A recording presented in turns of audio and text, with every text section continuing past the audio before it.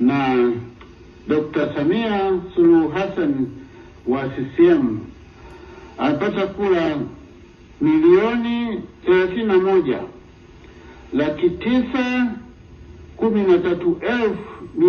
1,913,866 sawa na 97.66.